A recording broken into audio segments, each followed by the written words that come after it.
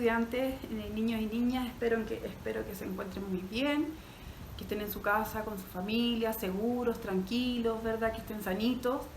En esta sesión nosotros vamos a repasar los contenidos que vimos el primer semestre, específicamente los medios de expresión artística, punto, línea y color. Y en vista de lo que ustedes me pusieron en la encuesta que yo les realicé, que ustedes me pedían que yo les explicara hablando el contenido, yo inventé una metodología que espero que les sirva. Ya se los presento ahora y al final les voy a dar la instrucción de la clase.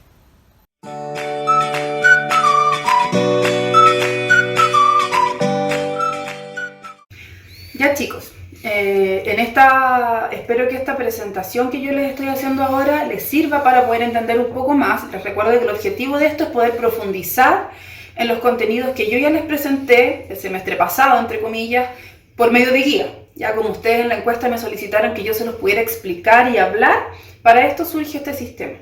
¿Ya? Vamos a comenzar con estas dos obras. Obviamente estas dos obras son muy famosas, ustedes las tienen que haber visto alguna vez, en Los Simpsons por lo menos han aparecido varias veces. Son dos obras muy famosas en la historia del arte. Esta se llama La Gioconda o La Mona Lisa, también fue pintada por Leonardo da Vinci, y esta se llama El Grito y fue una obra pintada por Edvard Munch. ¿Ya? Son dos obras muy importantes, pero es como, al verlas uno puede decir que son como cara y sello, ¿verdad? Como que son totalmente opuestas, como que fueran agua y aceite, ¿verdad? Si bien las dos son un retrato, son obras que son absolutamente contradictorias si uno quisiera tratar de encontrar un punto de comparación, ¿ya? Específicamente en esta, porque esta ya sabemos que es una obra esencial para el arte, una obra maestra, una obra de arte maestra. En base a esta, yo quiero que ustedes reflexionen qué la hace especial, ¿ya? Si yo la comparo con esa, obviamente que técnicamente es distinta, es más fea, entre comillas, ¿verdad? ¿Por qué esta obra es arte? ¿Por qué esta obra es valiosa en la historia del arte? Y efectivamente de eso se trata esta clase, ¿ya? Esta obra fue pintada por este señor, que se llama Edvard Munch, ¿ya? Un señor que pertenecía a un estilo que se llamaba expresionismo. Y para poder entender por qué esta obra es importante, les voy a poner una cita que Edvard Munch dice en algún momento, se las voy a leer. Dice: el arte deriva de un deseo de la persona para comunicarse con otro. Es decir, Edvard Munch entendía que el arte era un medio por el cual yo puedo comunicar algo, comunicar una idea, una sensación o algo, un mensaje tengo que contarle a otro. Y exactamente sobre eso se trata este contenido, ¿verdad? El uso intencionado de los medios básicos de comunicación visual, es decir, de los medios básicos de arte en el fondo, nos permite representar imágenes, expresar sensaciones, emociones e ideas. Y aquí yo pinté una palabrita, intencionado, ¿verdad? Cuando Edvard Munch pinta esta obra, no pinta el cielo rojo con esos movimientos, ¿verdad? No pinta esos manchones allá atrás porque no lo pensó, ¿verdad? No es que lo haya hecho porque hoy no sabía dibujar. Al contrario, era un muy buen artista. Él lo hace, todo lo que pone dentro de la obra lo hace de manera intencionada. ¿Para qué? Para transmitir un mensaje. Y eso, efectivamente, son los contenidos que nosotros comenzamos a ver, que se llamaban los medios de expresión artística. ¿Qué son los medios de expresión artística? Son los elementos básicos que yo poseo en las artes visuales para comunicar un mensaje. Recuerden que estos medios básicos yo los tengo que intencionar. Si yo pinto una obra que quiere expresar tristeza y pongo el cielo azul, el pasto verde y los troncos café, no estoy intencionando nada probablemente, sino que estoy tratando de copiar algo que es como realista, ¿verdad? Edvard Munch, cuando pinta la obra El Grito, no se rige por nada como con una visión realista, ¿verdad? De hecho, el rostro ya ni siquiera es realista. Ni el cielo es así, ni el mar es así, ¿verdad? Él intenciona los medios de expresión para comunicar o para expresar un mensaje. Ya, los medios de expresión, algunos, no todos, ¿verdad? Porque si quisiéramos verlos todos tendríamos que dedicar un año entero a ver este contenido. Algunos que nosotros vamos a aprender, ya lo vimos en clases, son, voy a ir poniendo flechitas, el punto, la línea, el color la forma y la textura, ¿verdad? Esos son los que nosotros partimos viendo a comienzo de año. Y lo que yo les presenté en la guía fueron punto, línea, color. Nos queda pendiente eso todavía, ¿ya? Esto lo vamos a dejar para las siguientes sesiones y vamos a profundizar en cada uno de estos. Así que partimos con el punto. ¿Cuál es la definición del punto? Se los voy a leer, ya ojalá ustedes lo puedan ver. Dice: es el elemento plástico básico utilizado en las creaciones artísticas. Es el más elemental signo gráfico con el que se estructuran las formas y se puede utilizar para delimitar perfiles o para rellenar planos. Es decir, gracias al punto existen todas las formas. ¿Por qué? Porque del punto surge la línea, de la línea surgen las formas. Yo con un punto puedo transformarlo en una línea. Con un punto puedo hacer un círculo y con ese círculo puedo hacer una manzana, ¿verdad? El punto es el punto de partida, obviamente, para el surgimiento de la línea, y con eso, para el surgimiento y con las líneas, ustedes saben, podemos hacer todas las formas. Como dice acá, me puede servir para rellenar perfiles, como acá, en esta obra de Paul Signac, que se llama El Pino en Saint-Tropez. Este artista era un postimpresionista, ya él pintaba utilizando la técnica de puntillismo, y en el fondo él trataba de captar las luces, los colores del entorno gracias a lo que hoy día podrían ser píxeles. Obviamente en el año 1909 los píxeles ni siquiera existían, ¿verdad? Pero acá sí se trabaja el puntito. Ahí yo estoy utilizándolo para rellenar planos, ¿verdad? Lo mismo este artista de acá, Georges Seurat, que se llama Tarde de domingo en la isla grande, Yat, ¿verdad? En 1886, que también es mucho más extremo que Paul Signac, porque los puntitos son tan pequeñitos que uno prácticamente ni los ve, ¿ya? Acá en estas dos obras se utilizó el punto para rellenar perfiles. Entonces, el punto es uno de los elementos más básicos. Con el punto surge esta, la línea, que la línea es uno de los medios de expresión que son más interesantes. ¿Qué es lo principal y más importante que tienen que saber ustedes de la línea? Es que la línea es la principal característica es que posee movimiento, ¿ya?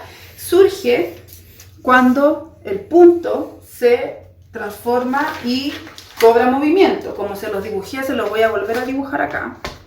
Cuando el punto deja de ser estático y se proyecta, se convierte en una línea. Pero las líneas pueden ser rígidas, ¿verdad? O incluso pueden tener movimiento. Y esa es la característica principal de la línea, que genera movimiento en las obras. La línea es el elemento perfecto para realizar, obviamente, croquis, dibujos, trazados geométricos, de todo, ¿verdad? ¿Qué más vamos a saber sobre las líneas? Voy a mover esto para acá. Vamos solo aquí, ¿ya? Que las líneas se pueden clasificar según su tensión y según su dirección. Es decir, qué tan tensas esté y en qué dirección se ubiquen. Las líneas que están en su grado máximo de tensión se llaman líneas rectas, ¿verdad? También existe la línea curva, que es cuando la línea recta surge una presión hacia abajo o hacia arriba y va generando arcos. Es decir, ejemplo, cuando yo tengo una línea recta y la presiono y se curva, ¿verdad? Puede presentar infinitas variantes de sinuosidad, las cuales varían desde una curva muy acentuada hasta algunas que son unas poco perceptibles, ¿verdad? Están las líneas quebradas, que se forman cuando la línea recta se quiebra en forma de ángulos. Línea recta y de pronto se van quebrando formando ángulos. Puede presentarse con ángulos agudos, rectos y obtusos. Y las líneas mixtas son aquellas que mezclan, ¿verdad? Por ejemplo, si yo hiciera algo así, así y así, ahí tengo una línea que es mixta. Estos contenidos, chicos, yo les dije, son contenidos de primero básico. ¿ya? Y corresponden a una nivelación que estamos haciendo porque, como ustedes se dieron cuenta en el diagnóstico, hay muchas cosas que están en vacío, así que por eso estamos viendo contenidos tan elementales, ¿ya? Esto en cuanto al nivel de tensión, qué tan tensa esté la línea, pueden ser rectas, curvas, quebradas o mixtas. Ahora, en cuanto a la dirección, yo puedo situar estas líneas de manera, acá, esto lo vamos a tirar para allá, de manera vertical, horizontal y oblicuas.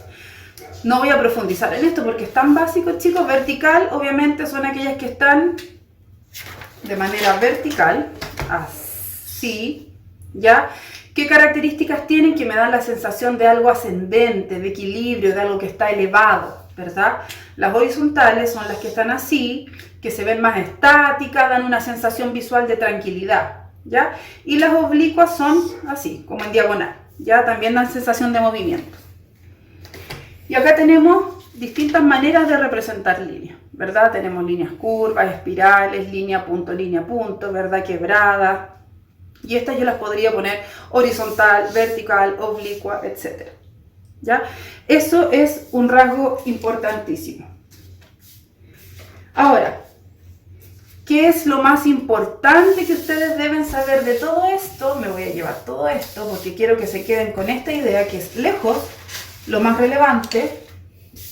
Y es que, acá, dos cositas.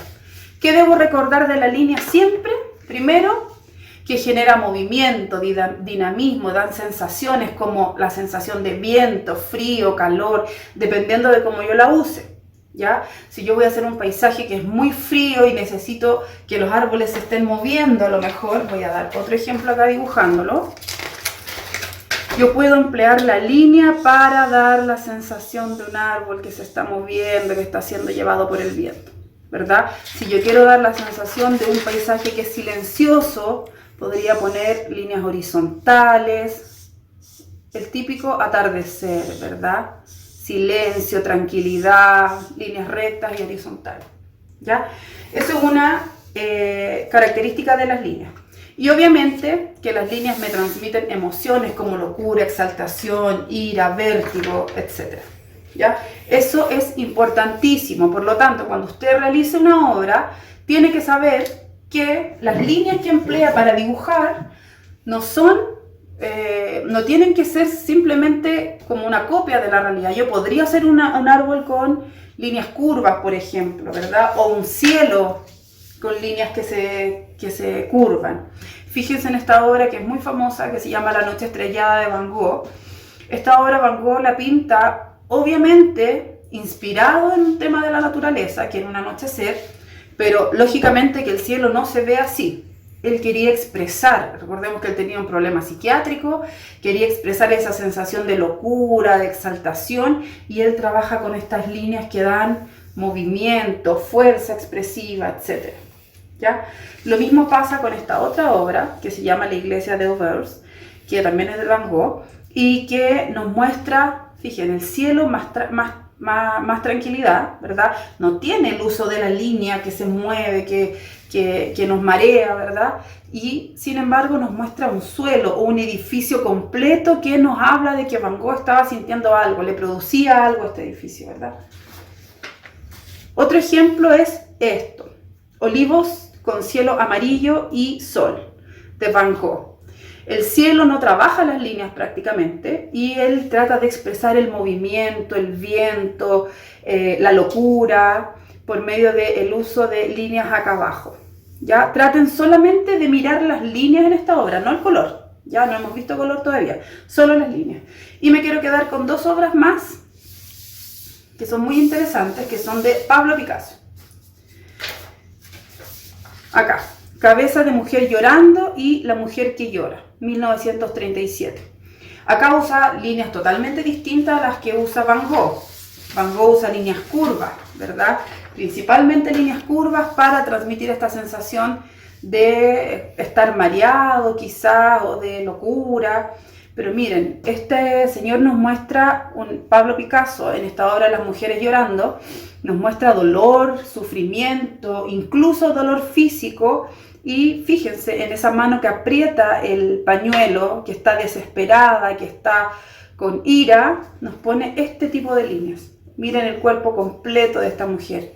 Y excepto sus lágrimas. Las lágrimas son con líneas curvas, porque nos está hablando de una sensación de fragilidad, de movimiento, versus la ira en sus manos. Lo mismo acá, tipo de líneas quebradas, ¿verdad? Como zigzag.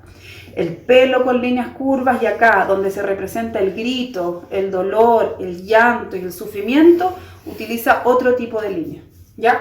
Por eso, voy a volver a repetirles, cuando uno emplea determinado tipo de líneas, uno tiene que hacerlo sabiendo en que estas líneas van a expresar, ¿ya? Y eso es uno de los elementos más importantes para hacer arte, en el fondo, y que no sea simplemente la copia de un objeto de la realidad, la copia de un paisaje, sino de que el paisaje que yo voy a hacer sea expresivo. Y el último medio de expresión que nosotros vimos era el color, ¿verdad? ¿Cómo definimos el color? El color es el portador de expresión, efectividad, sensación de simbolismo y carácter. Posee un propio lenguaje y significado. Es decir, el color es lo que le da vida o lo que más me puede servir a mí para transmitir en una obra, le da significado a la obra. Se clasifican según su composición y según su familia. Ya, según su composición, acá, voy a sacar esto de acá, ¿ya? Según su composición se refiere a la clasificación que hacemos de los colores según su proveniencia, es decir, cómo se originan, cómo vienen, de dónde vienen los colores. Y esto es contenido de primero básico, chiquillos, súper fácil.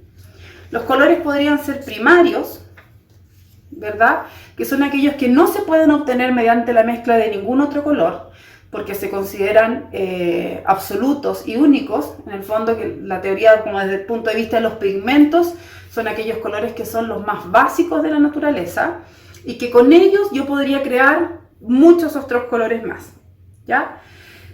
A eso se refiere a su composición, cómo están creados o cómo están compuestos, ¿ya? Y vamos a ver solamente hasta los secundarios. Los secundarios son los que se obtienen mezclando los colores primarios.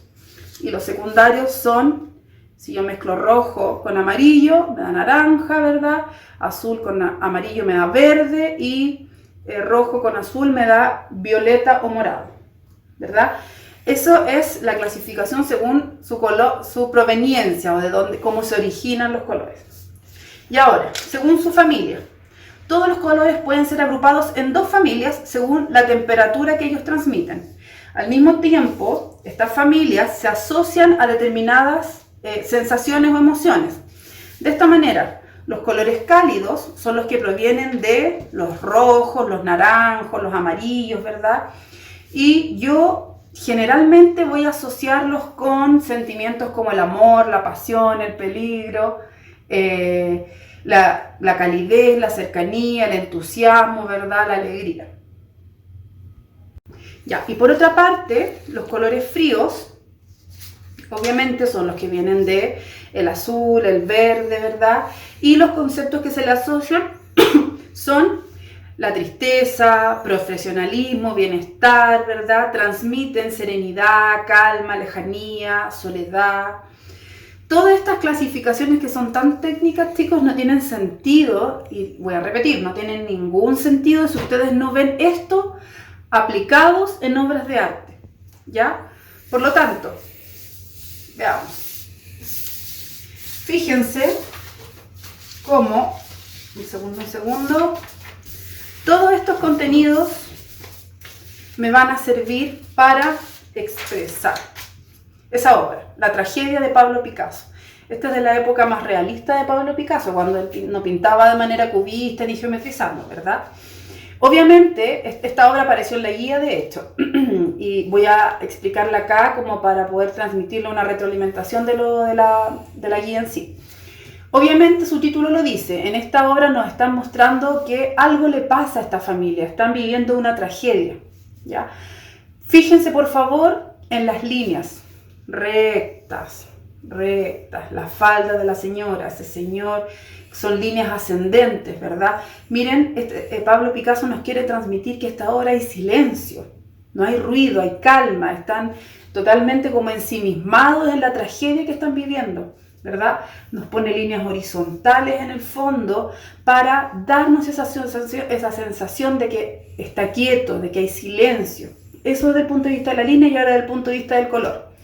Imaginen esta misma obra con la señora con un chaleco rojo, la falda amarilla, el caballero con una camisa blanca, un pantalón café, la tierra de color café claro, ocre, ¿verdad? ¿Se dan cuenta cómo no transmitiría lo mismo si es que el color no fuera intencionado?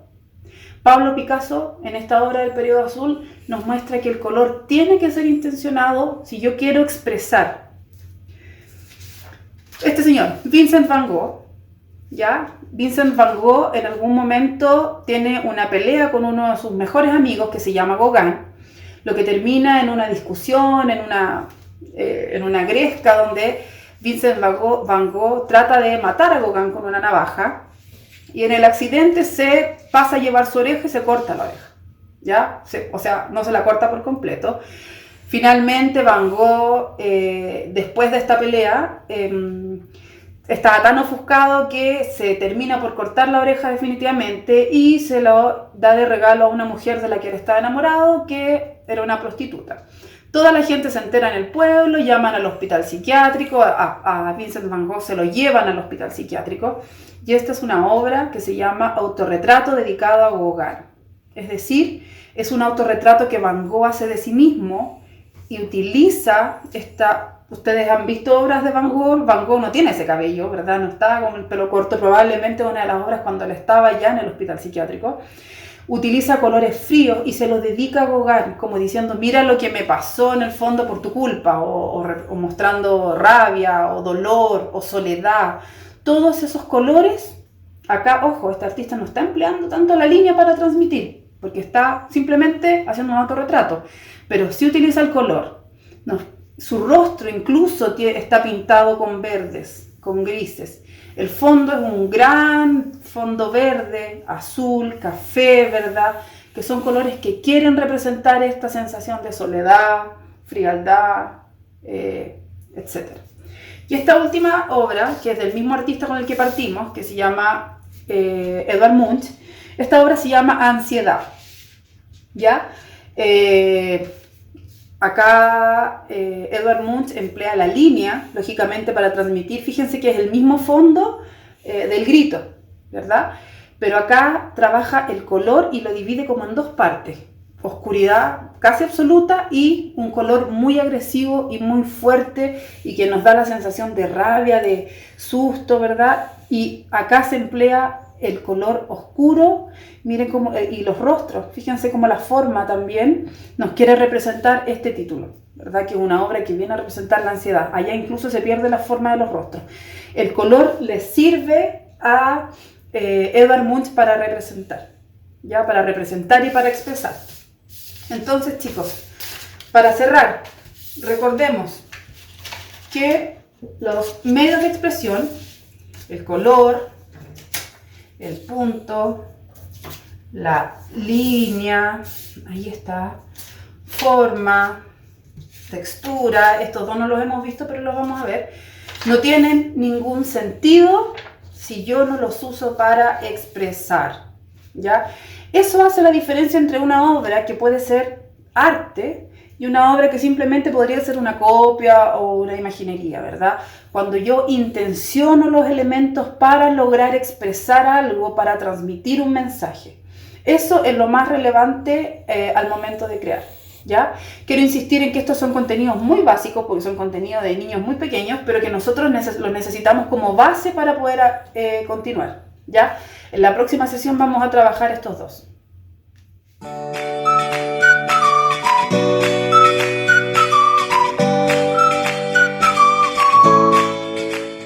Ya chicos, espero que la presentación que les acabo de hacer de los contenidos les haya servido para que estén un poco más claros los conceptos que habíamos visto, que son los medios de expresión artística, ¿ya? ¿Qué hacemos hoy día? Hoy día ustedes deben terminar su trabajo. Recuerden que cuando partimos, en la última sesión, ustedes habían hecho un boceto simplemente de alguna obra de arte que tenía que ser expresiva, empleando los medios de expresión, específicamente la línea y el color, ¿verdad? ustedes me enviaron solo el boceto, entonces hoy día se termina eso. ¿Qué quiere decir? Que ustedes realizan la obra ya terminada, bien definida, y empiezan a aplicar color.